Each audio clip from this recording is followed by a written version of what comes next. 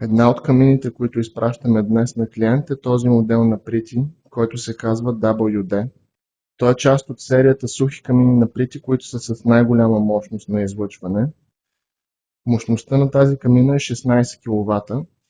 Тези 16 кВт са достатъчни да затоплят площи от над 120 квадратни метра. Камината има голямо, широко огнище, което може да бъде заредено с голям обем дърва наведнъж. Тези три тухлички тук, които виждате, се слагат отгоре в горната част на огнището и служат като топлоотражател. Долу имаме клапа, която контролира притока на първичния въздух за горивния процес. А тук горе над вратата имаме 4 отвора, през които влиза вторичен въздух. Този вторичен въздух се спуска по височината на стъклото и предпазва от опушване. Първичният въздух служи само за първоначалното разгаряне на камината. Когато вече имаме разпален огън, затваряме първичния въздух и оставяме горивния процес да бъде поддържан само от вторичния въздух, който влиза от горната част на вратичката.